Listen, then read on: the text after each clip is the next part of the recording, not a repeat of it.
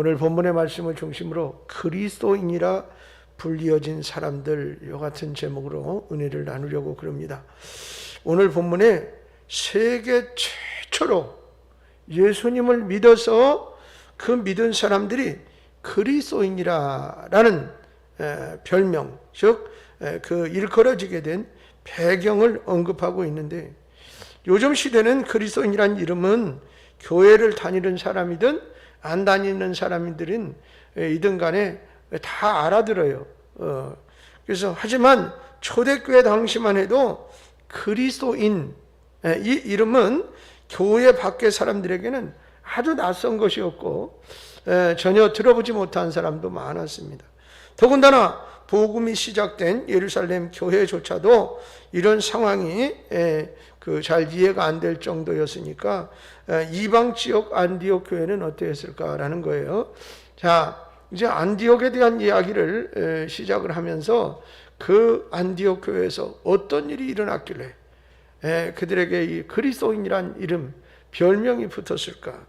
오늘 19절 첫째 안디옥 교회를 살펴보면 19절 20절 말씀 보면, 그때에 스데반의 일로 일어난 환난으로 말미암아 흩어진 자들이 베니게와 구브로와 안디옥까지 이르러 유대인들에게만 말씀을 전하는데, 그 중에 구브로와 구레네 및 사람이 안디옥에 이르러 힐라인에게도 말하여 주 예수를 전파하니 그랬어요. 자, 스데반 집사님 사건은 잘 알지요. 스데반이 복음을 전하고 설교하다가 돌에 맞아 죽는 사건이 있은 이후에 그 후에 기독교가 본격적으로 탄압을 받기 시작을 하면서 그 위기 상황에서 살고자 많은 그리스도인들이 이곳저곳으로 피신을 가게 되어졌어요. 그러다 보니까는 가깝게는 어디에 사마리아 지역, 멀리는 시리아, 그리고 안디옥까지, 그리고는 소아시아의 전역에 다 흩어지게 됐습니다. 여러분, 특별히 이 중에서 안디옥 교회는 교회사적으로나 또 다른 여러 가지 상황으로 볼 때 아주 중요한 그런 지명이고 또한 지역이기도 합니다. 여러분, 이 안디옥 교회를 통해서 어떤 일이 일어나느냐? 바울이 1차, 2차, 3차 전도 여행을 거기서부터 출발해서 다 마치게 되어지고, 그리고 이 전도 여행을 통해서 어떻게 세계 복음이 전해지는 그런 교회를 세우고 또 복음이 전파되어져 가고, 이렇게 하는 아주 모체, 다시 말하면 기초가 되어지는 아주 중요한 지역, 그것이 바로 안디옥이고 안디옥 교회였던 것을 알 수가 있습니다. 그래서 사도행전을 공부하다 보면 1장에서부터 12장까지는요 예루살렘 교회를 중심이에요. 그 1장에서부터 12장까지는 중심적인 교회가 예루살렘 교회고, 이 예루살렘 교회를 중심으로 한 복음 전파의 사역의 역사가 기록되어져 있다 그러면 13절로 넘어가서부터 13장으로 넘어가서부터 마지막 28장까지는 안디옥 교회를 중심으로 한 세계 선교의 역사가 펼쳐지고 있는 것을 볼 수가 있어요. 당시 로마, 이 사도 바울이 이제 활동할 때 이 로마에는 를 중심으로 한 세계 선교의 거점이 되었던 지역 교회가 바로 이 안디옥 교회이기 때문에 이 안디옥 교회가 상당히 중요하다라는 것입니다. 이 안디옥 교회는 로마가 이제 로마의 그 도시 중에 세 번째로 큰 도시가 되겠습니다. 큰 도시 중에는 첫째 로마가 가장 큰 도시고, 그러니까 수도가 되겠고, 그리고 그 다음에 큰 도시가 어디냐면 알렉산드리아예요. 이 알렉산드리아는 우리식으로 말하면 교육의 요충지처럼 큰 도서관이 있고, 이 학문과 지식을 연구하는 사람들이 많이 모여들어서 이렇게 활동하고 그랬던 지역이 이 알렉산드리아 지역이고, 세 번째 큰 도시가 바로 이 안디옥인데, 안디옥은 항구 지역입니다. 그러다 보니까 여러분, 상업이 발달하고 교육이 발달하다 보니까 문화 수준이 굉장히 높은 그런 지역이 되어졌지요. 그래서 또 그것뿐만 아니라 교통 요충지예요.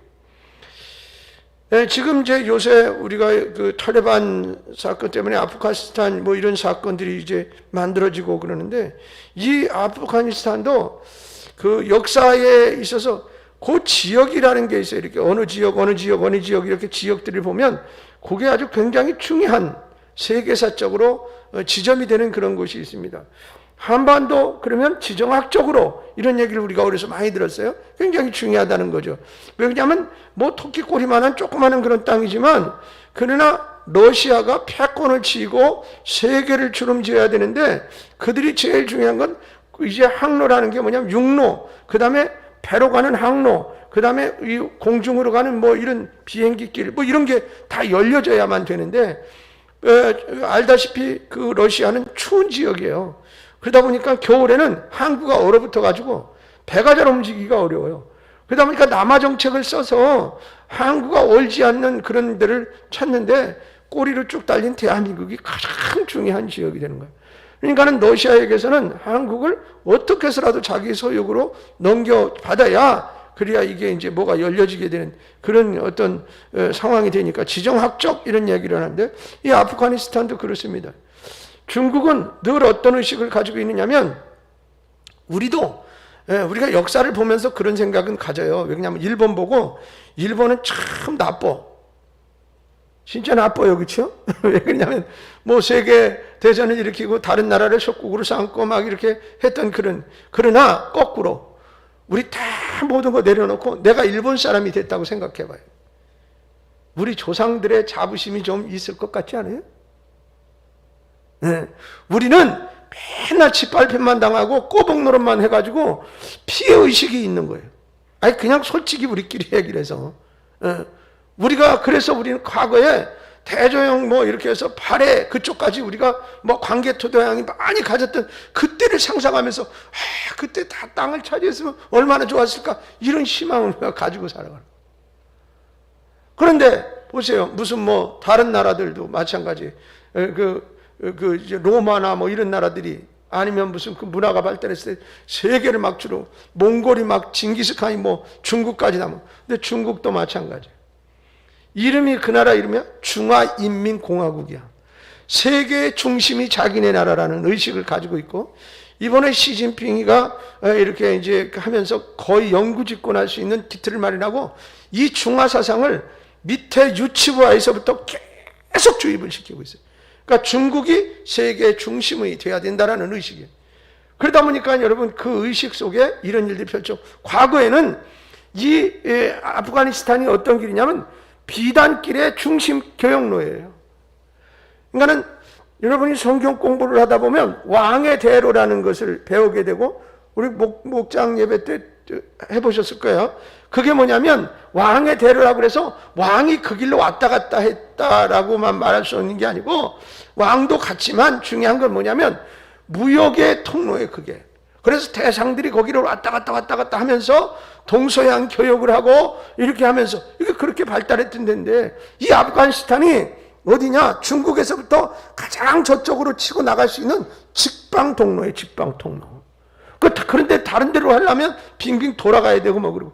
그러니까 여기 중국을 걸쳐가지고 보면 뭐 투르메니스탄, 아프가니스탄, 그 다음에 뭐 이렇게 해서 보면 뭐 그쪽 밑으로 보면 뭐 라오스, 그 다음에 뭐 미얀마, 그 다음에 뭐 이렇게 베트남 뭐 다 거기가 다 이렇게 보면은 국경을 맞이하고 있는 그런 나라들이에요.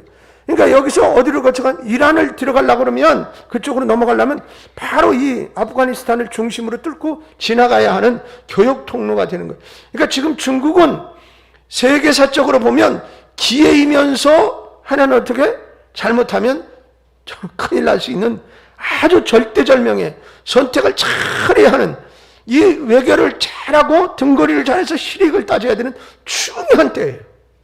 왜냐하면 중국은 지금 탈레반이 들어선 것을 내심 굉장히 좋아해요.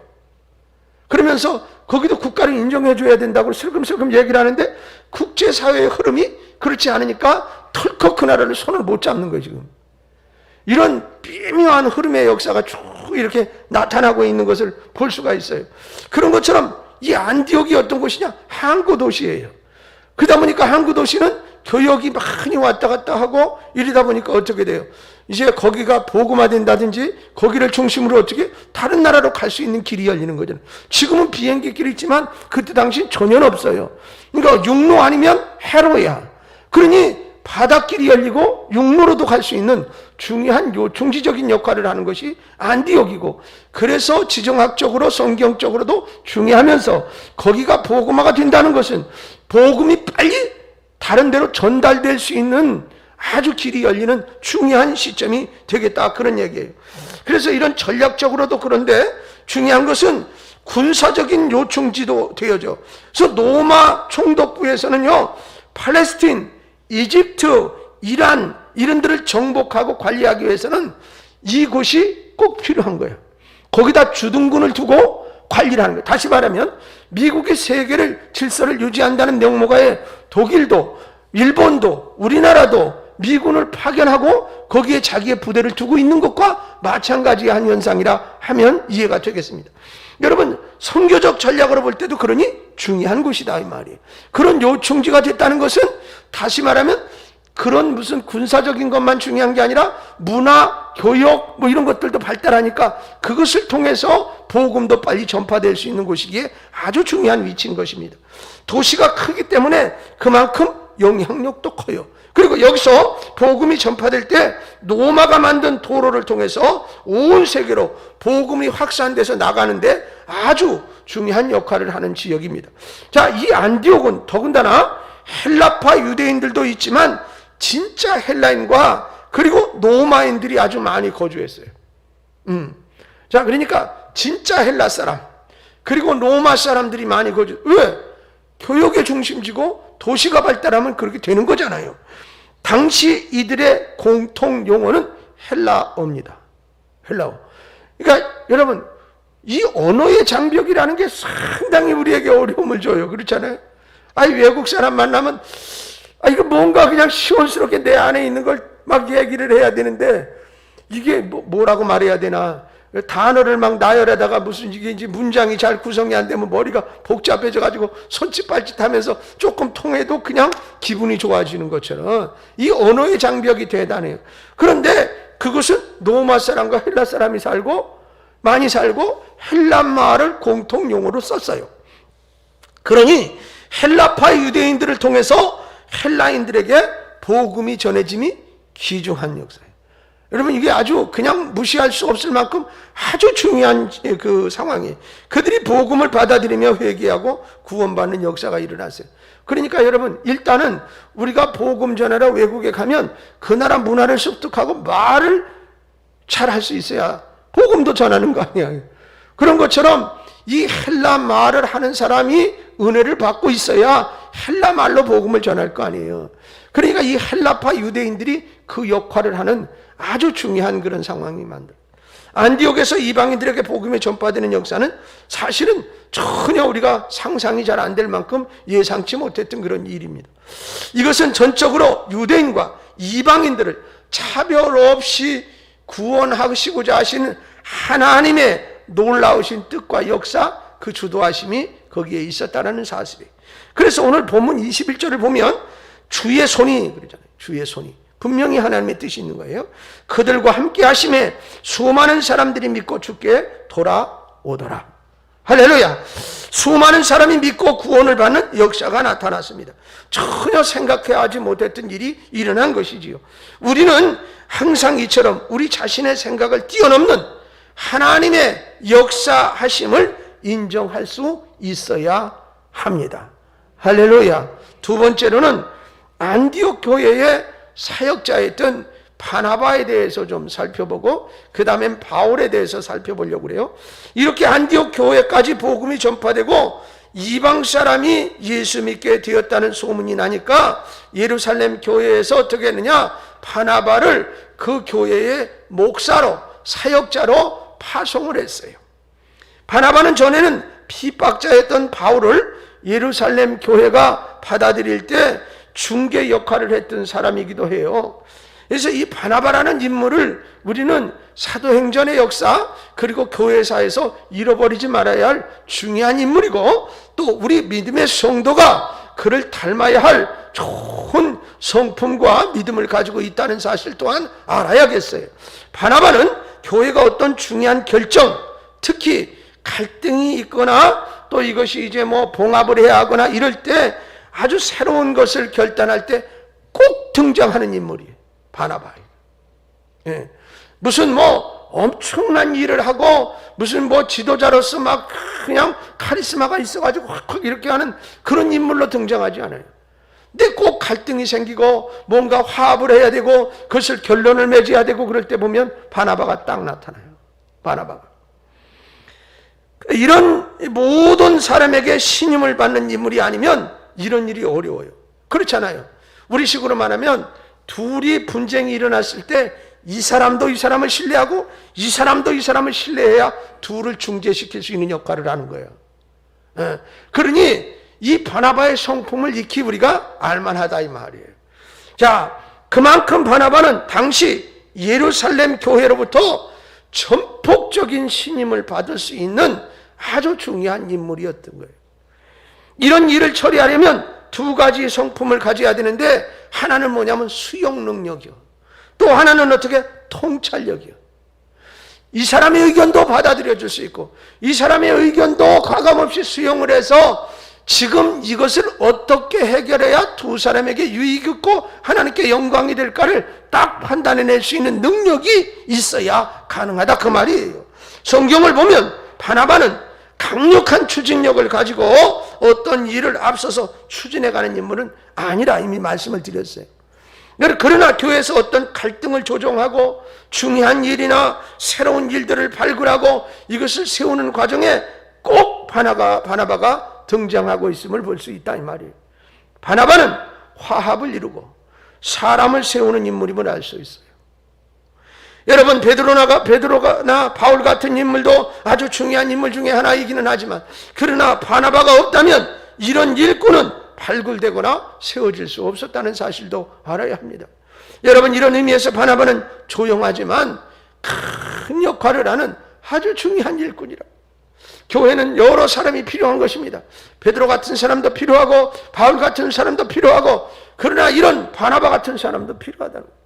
다 각자의 은사에 따라서 성품에 따라서 하나님이 사용하실 거예요. 여러분 그러니 우리는 어떻게 베드로 참 사도 중에 대표되는 사람 그리고 바울과 같은 사람은 어떻게 잃어버려서는 안 될 만큼 유명하고 대단한 사람만 알지. 그러나 그들을 하나 되게 만들고 이제 바울을 어떻게 제야했던 그를 끌어내서 사역토로 이끌어내고 그를 보증해 준 역할을 한 사람이 바나바라는 사실을 알 때 바나바의 중요성을 절대로 우리는 무시할 수가 없습니다. 여러분 문제가 발생할 때 왜 예루살렘 교회가 바나바를 전적으로 신뢰하고 또 그에게 이런 일을 맡기는지를 우리가 알 수가 있다 이 말입니다. 여러분 오늘 본문 22절로 23절의 말씀을 보십시오. 예루살렘 교회가 이 사람들의 소문을 듣고 바나바를 안디옥까지 보내니 그가 이르러 하나님의 은혜를 보고 기뻐하여 모든 사람에게 굳건한 마음으로 주와 함께 머물러 있으라고 하니 이 두 절의 말씀이 이 핵심이면서 바나바를 대변해 줄 수 있는 아주 중요한 말씀이에요. 자, 예루살렘 교회가 이렇게 보니까 안디옥 교회가 성도들이 생겨나고 그러는데 관리해주고 그것을 이렇게 치료해줄 사람이 필요하다 이렇게 되어진 그런 소문이 들었을 때 누가 먼저 생각나서 바나바밖에 없어. 바나바가 가야 돼 이렇게 생각을 했어요. 그러니까 예루살렘 교회에서는 그 사람밖에 없어요. 바나바가 가야죠. 당연히 이렇게 말했는데 그 다음 23절 말씀이 더 중요해요. 이제 바나바가 갔다고요. 가면은 어떻게 해야 돼요? 진단을 해야 될 거 아니에요. 여기서 들은 것 가지고 다 되는 게 아니라 가서 보고 그 상황을 어떻게 받아들여서 다 추스려서 우리식으로만 데이터를 만들고 그 다음에 이제 이 문제는 이렇게 해결하고 이 문제는 어떻게 해야 되고 이렇게 돼야 될 거 아니에요. 그러니 여러분 가서 이 바나바의 입장 속에서 볼 때 그 사람들한테 할 말도 많고 가르칠 것도 많고 얼마나 많겠어. 근데 군소리 안 해요. 제일 먼저 여기 말씀을 보면 하나님의 은혜를 보고 기뻐하여 그랬어요. 자, 이 말은 바나바는 역시 남다른 안목을 지닌 사람인 걸 알 수 있는데 그는 안디옥 교회에 가서 몇 사람이 모이는지 무슨 문제가 있는지 이방인의 성격이 어떤지 따위는 물어보지도 않고 거들떠보지도 않아요. 그리고 그는 안디옥 교회에 도착해서 그곳의 성도들을 보면서 뭐라고 얘기하느냐 하면 하나님의 은혜가 그 속에 넘쳐난다라고 말하고 있어요. 여러분, 이 점을 알아야 돼요. 무엇보다 앞서서 은혜를 볼 줄 아는 사람이었어요. 언제 어디서나 하나님의 은혜를 보고 느끼는 영적인 감각이 살아있는 기도하는 말씀으로 준비된 사람이었어요. 사람을 보아도 하나님의 은혜 안에서 볼 수 있는 것이 얼마나 귀중하고 복된지 몰라요. 우리는 대체적으로 뭘 보려고 그래요? 이 사람이 어떤 딱 보면 인물이 잘났는지, 많이 배웠는지, 돈 많은지, 명예가 높은지, 그것 보고 자꾸 판단하려고 그러잖아요. 그런데 이 바나바는 아니야. 이 사람 안에 은혜가 있는지, 하나님이 계신지, 그거부터 보기를 원했어요. 그리고 가서 보니까 아이들이 은혜가 충만하더라. 그러면 됐어. 여러분, 은혜 아니면 안 되는 거야. 은혜면 다 되는 거예요. 할렐루야. 어떤 사람도 변화될 수 있어요. 어떤 사람도 달라질 수 있어요. 오늘 오전에 우리가 들은 말씀에 있는 것처럼 사마리아 여인도 복음을 만나고 은혜가 넘치면 변화돼요. 180도 달라져요. 그러니 여러분, 은혜 있으면 되는 거예요. 은혜 있으면. 왜 사람을 자꾸 말이지 키가 적네 크네 뭐가 어떠니 뭐니 이렇게 보느냐고. 하나님은 전혀 그렇게 안 보세요. 우리 다시 말하면 하나님의 시각으로 바나바는 사람들을 보았어요. 여러분, 그래요. 사람을 사귈 때도 조건이나 환경이나 외모나 그런 걸로 보잖아요. 우리 믿는 사람은 조금 달랐으면 좋겠어요. 그 사람 안에 은혜가 있느냐, 주님이 계시느냐, 그거부터 먼저 찾아보려고 애쓰고, 주님이 안 계시면 주님을 소개해야 되고, 주님이 계시면 같이 기뻐하면서 더 큰 시너지 효과를 내야 되고, 그게 더 중요하다 이 말이에요. 다른 걸 다 무시하고 그건 보지 말라는 건 아니고. 은혜 있는 사람하고 사귀면 여러분도 은혜 받게 돼요. 아멘. 은혜가 넘치는 사람하고 자꾸 대화하면 나도 은혜가 넘친다고요. 은혜와 성령이 충만한 바나바의 안목으로 볼 때 안디옥 교회는 문제보다는 하나님의 은혜가 보였어요. 사람 있는 곳에 문제 없는 거가 어디 있어요? 완전한 사람이 하나도 없듯이 말이지요. 그리고 많은 사람이 모였으니 뭐 별 문제가 다 있지 않겠어요. 여러분, 예루살렘 교회도 그러지 않았어요? 헬라파 유대인 뭐 이렇게 해서 뭐 구제하는 것 때문에 이러고 다 거기 원래 모체 교회도 그랬는데, 여기 지금 안디옥 교회는 그렇지도 못한 교회인데도요 얼마나 문제가 많겠어요. 그리고 갑작스럽게 급성장한 교회면 오래되지도 못해서 아직 덜 다듬어졌으니까 여러 가지 문제가 많을 거 아닙니까? 그럼에도 불구하고 바나바는 그런 것을 바라보지 않고 이곳에 은혜가 있는가. 바나바도 정통 유대인이라 그의 눈에 얼마나 못마땅한 많은 것들이 보였을 것 같아. 예? 그렇지 않겠어요? 그러나 또 지적할 말은 얼마나 많았겠어요? 예? 그런데 그는 그들에게 딱 한마디만 했어요. 굳은 마음으로 주께 붙어 있으라. 이렇게 권할 뿐 다른 말이 없어요. 할 말이 많았을 텐데 이렇게 핵심적인 한마디만 해요. 사실은요 별거 아닌 것 같지만 대단한 거예요 이게. 우리 자녀들과 얘기할 때도 이렇게 은혜의 안목으로 대화할 수 있다면 참 무슨 문제가 있을까? 좋지 않겠는가? 문제거리에 자신의 의견을 덧붙인다고 이 얘기 저 얘기 자꾸 덧붙이면 그때부터 뭐예요? 듣는 사람은 잔소리가 되는 거예요. 알아요. 이유는 뭔 얘기인지. 그러나 그것이 2번 반복되고 겉살이 자꾸 붙으면 그 다음부터는 어떻게 핵심 알맹이는 빠져나가고 듣는 사람은 잔소리로 들어요. 그리고 관계가 어떻게 더 오히려 서먹해져요. 우리가 경험을 통해서도 알잖아요. 바나바는 어떻게 이처럼 핵심적인 권면만 딱 집어서 할 수 있었을까? 첫째는 그가 하나님을 신뢰했기 때문이에요. 아멘. 네. 은혜가 있으면, 주님이 그 안에 있으면 끝난다 이거예요. 역사는 하나님이 하시는 거예요. 믿습니까? 진심으로 그 하나님을 믿고 그분의 은혜를 신뢰했기 때문에 인간적인 약점과 부족함은 다 그 은혜 안에서 해결될 수 있다. 하나님이 하시면 다 될 수 있다라는 믿음이 있기 때문에 그래요. 이것이면 충분하다 이 말이에요. 할렐루야. 하나님이면 충분해요. 내가 하는 것은 그저 잔소리에 불과하고 변화는 하나님이 은혜로 만들어 가시는 것임을 믿어야 합니다. 우리 자매목장 뭐 숫자는 적어요. 그러나 하나님이 함께 하시면 충분해요. 예. 여러분, 수억만 명이 있어도 기도하는 나라보다 않는 나라보다 기도하는 한 사람이 강하다니까요. 하나님은 왜? 기도하는 사람 편이니까요. 그 말은 하나님이 강하시니까 그런 거잖아요. 바나바가 이런 영적 안목으로 은혜를 주신 하나님께 붙어 있으라는 믿음의 권면을 내린 후 안디옥 교회는 어떻게 되느냐? 24절을 보시면 바나바는 착한 사람이요 성령과 믿음이 충만한 사람이라 이에 큰 무리가 죽게 더하여지더라. 할렐루야. 결론도 잘 됐잖아요. 바나바의 일처리가 결과가 어떻게? 교회가 더 부흥했잖아요. 은혜로 일을 처리하고 사람을 다루면 부흥의 역사가 일어납니다. 좋은 일이 일어납니다. 축복의 역사가 일어납니다. 할렐루야. 세 번째로 안디옥 교회의 사역자 바울에 대해서 좀 살피려고 그래요. 바나바는 안디옥 교회에 권면한 후 안디옥 교회를 위해서 중요한 일을 한 가지 더 하는데 그 일이 본문 25절 26절 말씀이에요. 바나바가 사울을 찾으러 다소에 가서 만나며 안디옥에 데리고 와서 둘이 교회에 1년간 모여있어 큰 무리를 가르쳤고 제자들이 안디옥에서 비로소 그리스도인이라 일컬음을 받게 되었더라 그랬어요. 자, 이 바나바의 더 중요한 일 하나가 뭐냐?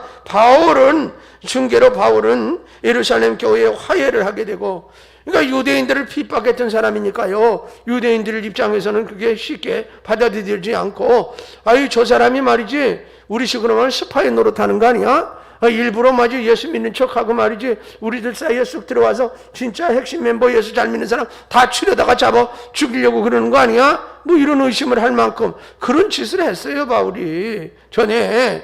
그러니까는 참 신뢰 안 하는 사람도 있고 또 그 아픔의 상처를 받은 사람들이 있었는데 그 중개 역할을 해서 예루살렘 교회를 화해시켜가지고 그래서 바울을 어떻게 끌어다가 이 안디옥 교회에서 같이 사역할 수 있는 길을 열어주고 또 사도로서의 길을 갈 수 있도록 신뢰해주고 보증을 서준 사람이 바로 바나바라. 그러니까 이미 아까 말씀드린 대로 예루살렘 교회에 그만큼 신임을 얻는 사람이었기에 바울은 신뢰 안 해.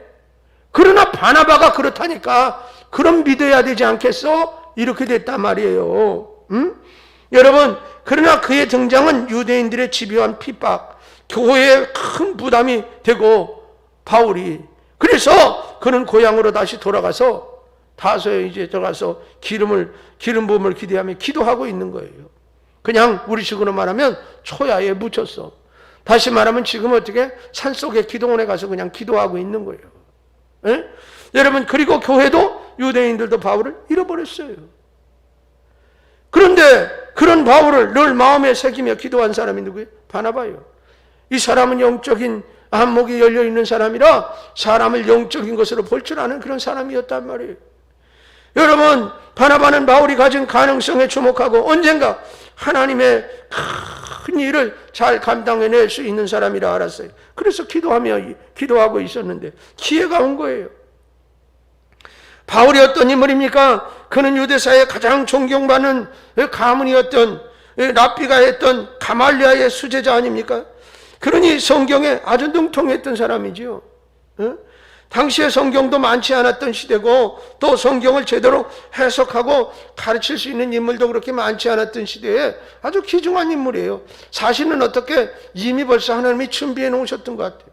그래서 이 가말리아의 문화에서 생기면서 수속 제자거든요. 그러다 보니까 거기서 아주 그냥 1등 제자라 공부도 잘했어요. 그런 면에서 바울은 대단한 능력을 지닌 사람이고 이 바울이 태어나고 어린 시절을 보낸 고향 다소는 어디냐면 시리아, 지금의 시리아의 안디옥과 터키의 접경 지역이에요.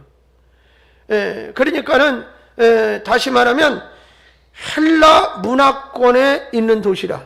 헬라 문화권에. 그래서 유대 지역이면서도 헬라 문화권에 있는 때문에 그는 어려서부터 헬라의 여러 사상을 다 습득하고 배우고 공부하는 일에 그냥 자연스러웠어요. 거기 사람들은 그렇게 할 수밖에 없으니까. 그리고 더 중요한 건 헬란말을 능통하게 할 줄 안다는 거예요. 헬란말을. 여러분, 또 그는 기독교를 핍박할 때도 앞장을 섰지만 예수님을 만난 후에도 핍박과 위험 속에서도 즉각적으로 복음을 전하는 일에 열심을 냈던 뭐예요? 열정적인 사람이라. 열정이 누구한테 뒤떨어지지 않는 그런 사람이에요. 바울은 성경을 잘 가르칠 수 있는 실력도 있고, 또 그걸 이방인에게 전할 수 있는 헬란말을 잘하는 언어도 준비되어 있고, 무엇보다도 중요한 건 뭐야? 열정이 넘치고, 이렇게. 그러니까는 이 바나바는 그를 이제 다른 사람은 뭐 유대인을 핍박하고 뭐 어쩌고 이렇게 보지만, 이 바나바는 그렇게 보지 않는 거 아니에요. 그 안에 은혜가 있어. 하나님이 그를 점령하고 있어. 그리고 이미 실력이 갖춰졌어. 그러니 그는 어떻게? 하나님의 일을 위해서 크게 쓰임받을 사람이야. 보는 거예요. 모든 것을 다 갖추고 웅크리고 앉아 비상을 기다리는 마치 어떻게? 독수리처럼. 그렇게 이 바나바는 바울을 영적으로 판단하고 봤어요. 이런 그 바울을 알고 기도하고 있던 바나바가 바로 이 안디옥 교회를 굳게 세우는데 가장 적임자가 이제 사울이구나, 바울이구나, 이걸 알았어요. 그래서 같이 거기 가는 거죠. 여러분, 안디옥 교회 가보면 그쪽에 성지를 가서 이렇게 보면은 교회마다 말이죠, 일대 사역자 누구 이렇게 이제 쭉 나오거든요. 그때 바울 이름 이렇게 들어있으면 거기에 눈이 꽂혀가지고, 바울이 이 교회에서 사역을 했구나. 이 교회에서 사역을 했구나. 그러니까 이 교회가 지금 존재 가치가 있고, 또 아직도 이렇게 선한 영향력을 미치는 거예요. 그런 게 그냥 서서 그것만 쳐다보고 있어도 느껴질 정도야. 그러니 바울의 영향력이 아주 대단하죠. 어쨌든 이렇게 해서 바울이 또 하나의 바나바의 위대한 점은 바로 고향에 이렇게 내려가서 치과하고 있는 이 바울의 가능성, 영적인 면을 보고 그를 끌어내서 바로 음지에서 양지로 끌어내고 그의 숨겨진 사역을 발휘할 수 있는 길을 열어준 역할을 했습니다. 이것이 바로 바나바의 사역이고, 사람을 발굴해서 적소적소에 쓸 수 있는 능력이 있었고, 바나바의 이런 안목과 은사를 지닌 인물이구나. 그리고 바울을 바울답게 한 사람 중에 하나라 할 수 있겠다. 자, 마지막으로 그리스도인이라 불려졌다는 거죠. 여러분, 바나바와 바울이 힘을 합쳐서 사역을 한 결과 안디옥 교회는 예루살렘 교회 못지않은 영향을 지닌 교회로 부흥하게 됐습니다. 이 두 사람이 얼마나 탁월하게 사역을 했는지 26절에 보면은 만남의 안디옥에 데리고 와서 둘이 교회에 1년간 모여 있어 큰 무리를 가르쳤고, 제자들이 안디옥에서 비로소 그리스도인이라 일컬음을 받게 되었더라 그랬어요. 큰 무리가 모였을 뿐만 아니라 기독교 역사상 가장 중요한 일이 일어났는데, 그것이 뭐냐? 안디옥 교회에서 비로소 예수 믿는 사람들이 그리스도인이라 불려지게 되었더라. 그리스도인이라. 이 그리스도인은 헬라어로 크리스티아누스를 영어로 발음한 것이 크리스찬이에요. 여기서 유래됐습니다. 그러니까 헬라어 크리스티아누스는 무슨 뜻이냐면 그리스도의 사람들, 그리스도에게 속한 사람들이라는 그런 의미를 가진 그런 말인데요. 여기서 중요한 것은 이 이름이 안디옥 교회 스스로 자기들이 붙인 게 아니에요. 밖에 세상에 있는 사람들이 안디옥 교회 사람들을 보면서 크리스티아누스라고 그렇게 붙였단 말이에요. 자, 그리스도인이라는 이 말 속에는 한 세 가지 정도의 큰 뜻이 있는데, 하나는 이전까지 기독교인은 유대교에 변형된 아류로 여겼어요. 다시 말하면 이단과 같은 거예요. 정통 기독교의 격가지처럼 이단처럼 그렇게 생각했어요. 그리스도교, 예수 믿는 사람들을. 지금까지 기독교인은 유대교의 한 분파. 그런데 이 바나바와 바울의 사역 결과 유대교에 구별된 사람이라는 인식을 갖게 됐단 말이죠. 그러니까 그리스도의 사람, 그리스도를 따르는 사람, 그래서 사람은 유대교나 다른 종교인들과 좀 다른 그런 인식을 가지고 있는 사람들이라는 생각을 갖게 됐어요. 두 번째는 세상이 보기에 자신들과 구별된 삶을 사는 사람들로 인식하기 시작했어요. 우리하고 생각하는 것도 다르고, 생각이 다르니까 뭐가 달라요? 행동이 달라요. 그런데 그것이 부정적인 게 아니라 긍정적이었다는 거예요. 여러분, 그래서 사이비 집단 그런 생활, 그래서 뭐 격리돼서 지들끼리 모여가지고 뭐 지들끼리 이제 장구치고 북치고 이렇게 하는 줄 알았는데 그렇지 않더라 이 말이에요. 선한 영향력이 있어요. 안디옥 같은 대도시에 사는 사람들은 대개가 로마의 상류층에 속해 사는 사람들이 많았거든요. 이들은 대부분 어떻게 했냐? 노예를 거느리고요, 샤치하고 향락을 이렇게 일삼으면서 그렇게 살았단 말이죠. 여러분 이렇게 보시면 돼요. 우리나라도 뭐 일제시대 때 점령군들이 와가지고 일본 사람이 살 때 그 사람들이 뭐 비리비리 못 살합니까? 예. 그 사람들은 어떻게 와가지고 뭐 다 우리 뭐 식무 거느리고 뭐 이러면서 막 괴다 신고 딱딱거리고 나가기만 해도 그냥 속으로는 기분 나빠서 욕하지만 그 사람들은 뭐 누리고 싶은 거 다 하고 뭐 점령군이 와서 이렇게 살았던 것처럼 이 로마 사람들이 그 상류층 사람들이 거기 와서 살다 보니까 약간 그런 부류의 사람들이 많이 있었어요. 말하자면 쉽게 우리 식으로 하면 부도덕하고 부패한 삶이 사치하고 그런 사람들, 그 사람들 로마 사람들의 삶의 모습이 그런 것으로 더 많이 비춰졌지요. 그런데 그리스도인들은 어떻게? 그렇게 안 살았거든. 그러다 보니까 우리 식으로 말하면 어둠이 짙을 때 작은 빛이 큰 효과를 나타내는 것처럼 부패가 만연된 그 사회 속에 그리스도인들께 사는 사람들의 모습이 더 뚜렷하게 각인될 수밖에 없었어요. 그런데 그게 아까 말씀드린 대로 부정적인 게 아니라 긍정적이었다는 거죠. 자신들이 지닌 특권을 욕망을 위한 도구로 여기지 않고 하나님께 주신 헌신의 기회로 받아들이고 이들이 아주 잘 그렇게 복음을 전하는 일에도 열심을 낼 뿐만 아니라 삶으로 거룩을 실천하며 살았기 때문이죠. 안디옥 교회가 형편이 어려운 교회를 구제하고 선교를 헌선한 일에도 열심을 내고, 이게 교회보다도 다른 교회보다도 열심을 내었던 것이 사실로 그대로 증명돼서 그 주변에 있는 사람들이 다 좋게 여긴 거예요. 마지막으로는 그리스도인이란 말을 사용했는데, 이 그리스도인이란 말은 그리스도를 위해 사는 사람들, 그런 뜻이에요. 그리스도인은 그리스도를 위해 사는 사람들, 즉 그들의 일생의 목적, 비전, 자신들에게 있지 않고 그리스도의 영광을 드러내는 일에 사명을 가지고 사는 사람들을 가르쳐 그리스도인이라 말하는데, 이 그리스도인 말은 처음에 이렇게 뭐 좋은 의미와 뜻으로부터 시작된 건 아니고, 처음에는 약간 저것들은 뭐 우리하고 똑같이 사는데 사는 게 전혀 달라. 근데 긍정적인 것을 인정하면서도 좀 비하하는 듯한 그런 말로 썼어요. 예를 들면 우리나라의 초창기 때 예수 믿는 사람들을 가르쳐서 예수쟁이 이렇게 부른 것처럼, 여러분 쟁이라는 이름은 좀 직업적으로나 뭐 이런 어떤 사회적으로 좀 이렇게 밑에 있는, 그래서 뭐 땜쟁이, 무슨 뭐 이렇게 대쟁쟁이, 그래서 그런 직업은 좀 그렇게 뭐 사회에서 별로 많이 알아주지 않는 그런 직업 중에 하나인 그런 거였었죠. 그런 것처럼 쟁이라는 말을 붙였다는 것은 별로, 그래서 예수 믿는 것들, 이런 어떤 의미였던 것처럼 약간 그런 의미는 있었어요. 하지만 얼마 가지 못해서 자신들이 지니지 못한 믿음을 그리스도인이 가졌다는 것을 알고 그들을 점점 인정하게 되어지고, 그 그리스도인이라는 벼로를 붙여놓은 대로 그들은 특별한 사람들, 예수를 위해 사는 사람들, 이렇게 이제 정착이 되고 굳어졌습니다. 한국교회 복음이 들어오면서 얼마 지나지 않아서 예수쟁이라는 말이 생겨나고, 그리고 윤리 도덕적으로 나중에는 어떻게 그 사람들이 일반 사람보다 더 정직하고 바르게 살려고 그러고, 자기도 어려우면서 남의 어려움을 더 돕고, 뭐 이렇게 그리스도의 사랑을 실천하고, 그러다 보니까 나중엔 예수쟁이라는 말이 그리스도인으로서 좋은 의미로 받아들여지는 그런 선한 영향력이 있었던 것과 마찬가지예요.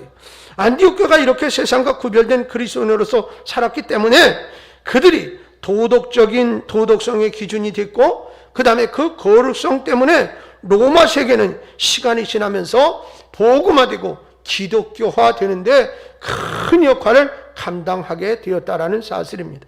오늘 여러분 이슬람권 이렇게 이 텔레반이 이런 것을 통해서 많은 사람들이 지금 어려움을 겪고 피해를 입고 있는데, 이 과격 단체들이 그 집권을 하게 되면서 이제 과거에 이미 이제 그들이 한동안 그렇게 정치적으로 그들에게 어려움을 줬던 거고, 그들은 이제 그 세력으로부터 또 이제 이 사실은 그쪽 지역들은 다 러시아 세력권에 있던 나라들이기도 해요. 그러니까 여러분 무슨 탄 뭐 이렇게 붙으면 거의 이슬람권이구나 그렇게 아시면 되겠고, 다 러시아의 영향력 하에 있던 나라들이다. 뭐 우즈베키스탄 무슨 탄 무슨 스킨 뭐 이런 나라들은 다 그런 건데, 그래서 독립이 되어지고 이렇게 하면서 이제 자기들의 나라를 이렇게 뭐 전체 인구가 그렇게 많지는 않습니다. 한 4천만 정도 될 거나 그 정도 되는 나라이고, 그다음에 처음에는 카불이 수도가 아닙니다. 그러나 지금은 이제 현재 카불이 수도가 되어지고, 그리고 이 남쪽 지역에 있던 사람들이 약간 수니파 중심의 그 이슬람권에 있는 사람들이고, 그 사람들은 더 과격한 원리주의자들입니다. 그래서 이제 이란이나 사우디나 이런 중동 지역에 파가 몇 개 있는데, 그 수니파가 늘 광경주의자의 입장에 있어서 정권을 누가 지느냐에 따라서 그 흐름이 막 이렇게 조금씩 달라지고 이렇게 되는 것을 볼 수 있는데, 이 과격주의자들이고 율법과 원리를 철저하게 지킨다는 명목하에 그렇게 이제 여성을 탄압하고 또 인권을 탄압하고 이렇게 하면서 그 종교를 이용해서 자기들의 정치적 야욕을 챙겨가는 그런 무리들이라 할 수 있겠죠. 근데 이곳에 선교사님들 또 그리고 이제 그 예수 믿어 성도된 사람들이 다 지금 위험에 처해 있는 상황입니다. 그래서 그들이 이렇게 계속 찾아다니고 있고, 뭐 심지어는 그냥 발견되는 즉시 그 자리에서 총사령을 시키기도 하고, 그 다음에 이제 데이터를 가지고 뽑아서 한 사람씩 공개적으로 처형을 하는, 그래서 공포를 갖다 놓는 거죠. 왜냐하면 니들 예수 믿으면 이렇게 죽는 거다라는 것을 본보기로 보여주는 거예요. 북한도 마치 그렇게 이제 공개 처형을 해서 막 이렇게 하면 너희도 죽을 수 있어라는 경고를 하듯이 여기 탈레반도 이제 그렇게 정치를 하게 되는데, 중요한 것은 이런 위기의 상황에 처해 있다는 거죠.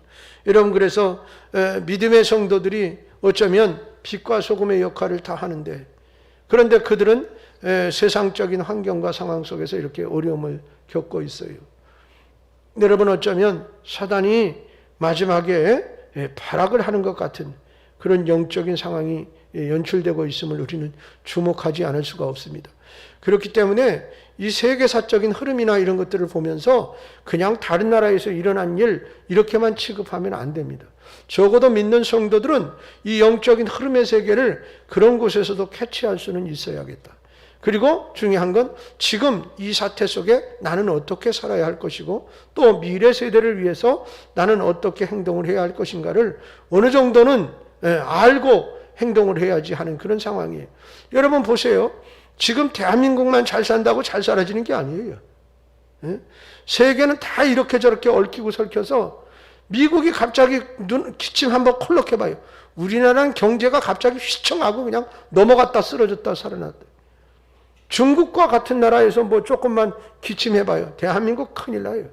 그만큼 다 연결되어 있는 거예요. 그렇잖아요.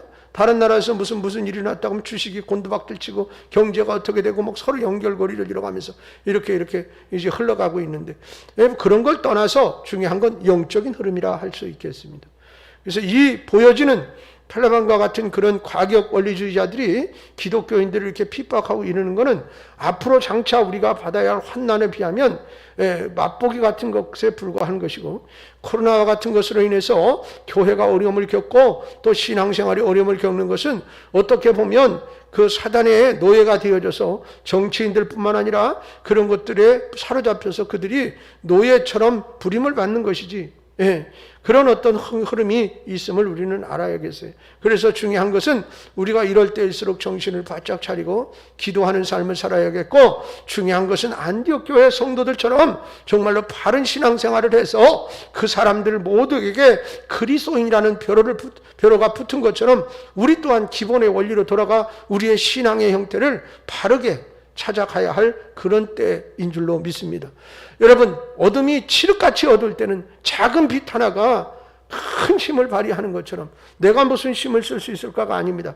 기도하는 한 사람이 기도하지 않는 한 나라보다 강한 것처럼 여러분들이 깨어 기도할 때에 큰 역사를 이룰 수가 있고, 그것에 하나님이 함께 하시면 어떤 일도 가능하다는 사실을 믿으셔야 합니다.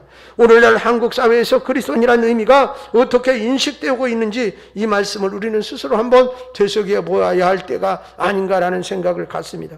안디옥 교회에서 그리스도인이란 그리스도를 믿고 예수님을 기준으로 삶을 살며 그것을 자신의 비전으로 삼고 세상을 살아가는 사람들이라 라는 일컬음이 대명사였던 것처럼 우리도 이 시대에 이렇게 이제 코로나 때문에 예배가 어렵고 여러 가지 상황 속에서 다 세상이 그런데 라고 생각하고 나도 그들과 시류를 같이 하면서 떠내려 간다면 우리를 누가 그리스도인이라 할 수 있겠습니까?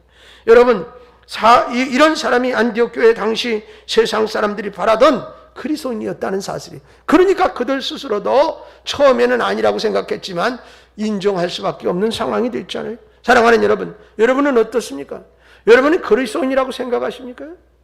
날마다 성령의 역사 속에서 말씀에 붙들려 은혜로 살아가고 계십니까? 이 시대에 참 그리스도인의 빛이 되어서, 그래서 하나님의 나라를 바라보며 나아갈 수 있는 여러분이 되시기를 바랍니다. 그러니까 여러분, 내가 하는 말 한마디, 내가 하는 기도 하나가 바로 그리스도인임을 드러내는 하나의 행위가 되어져요. 여러분을 위해서 주님의 이름이 빛나시기를 바랍니다. 하나님의 나라가 하나하나 세워져 가는 역사가 이루어지기를 주님의 이름으로 축원합니다. 숫자적으로 적은 목장이지만 상관없어요. 기도하는 한 사람, 온전히 그리스도인이라 불려질 수 있는 한 사람이 있다면 수만 명보다, 믿지 않는 사람보다 훨씬 나으니까요. 여러분, 그런 것처럼 여러분들이 그리스도인다운 그리스도인이 되어서 이 시대의 빛이 되시고 소금 되시기를 주의 이름으로 축원합니다. 할렐루야.